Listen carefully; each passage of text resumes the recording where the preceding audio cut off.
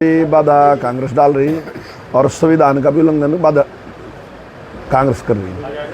अब कांग्रेस ने पहले भी एक बार ना, जब साहबानों का केस था तो उसमें सुप्रीम कोर्ट का निर्णय था। सुप्रीम कोर्ट का निर्णय संविधान के अनुसार ही था, लेकिन उसमें जब कुछ लोगों ने ऐतराज़ किया तो राजीव गांधी ने संविधान में परिवर्तन कर दिया। अब भी राहुल गांधी जो है वो कह रहे कि भी वो अल्पसंख्यक को आरक्षण देंगे, मजहब के आधार पे उनको आरक्षण देंगे, जबकि संविधान इसकी इजाज़त नहीं देता कि आप किसी को मजहब के आधार पे आरक्षण दे ही नहीं सकते। तो अब वो कैसे देना चाहता, तो वो कहता है कि हम संविधान को ही बदल देंगे। तो संविधान बदलने की, तोड़ने की बात वो कह रहा, हम नहीं कह रहे। और वो आरक्षण देगा कहाँ से? आखिर SC BC का जो आरक्षण है, आरक्षण तो एक कोटा है निश्चित, 50% है, उसी में से देंगे। तो 50 तो आपने SC BC शेड्यूल ट्राइब सारों को दे रखा, तो किसका काटोगे? SC BC की काटोगे। तो उसी का आरक्षण काटने लग रहे और उसी से कह रहे हैं संविधान को।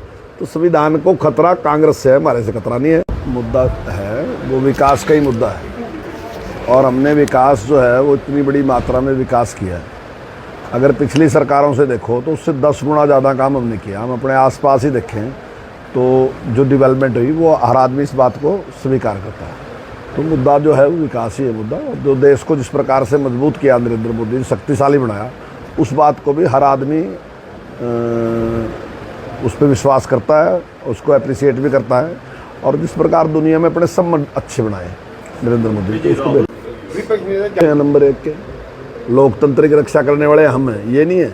श्रीमती इंदिरा गांधी ने किस बात पे इमरजेंसी लगाई थी? उनका जो इलेक्शन था उसको अवैध घोषित किया, उसको सेट किया, तो रिजाइन करना चाहिए था। रिजाइन करने के बजाय इमरजेंसी लगा दी। 85,000 जो लीडर थे वो उन्होंने जेल में डाल दिए। उन 85 में से 80 भारतीय जनता पार्टी के और भारतीय जनसंघ के थे। तो उसके लिए 19 महीने जेल हम रहे लोकतंत्र की रक्षा के लिए। और हमारे से पहले जब भी विपक्ष की सरकार बनी, हमेशा श्रीमती इंदिरा गांधी ने या कांग्रेस के नेताओं ने 356 का प्रयोग करके उन सरकारों को तोड़ने का काम किया। अगर सरकारें विपक्ष की चलनी शुरू हुई तो वो अटल बिहारी वाजपेयी की सरकार बनने के बाद शुरू हुई। चौधरी देवीलाल की सरकार बनी, चली नहीं।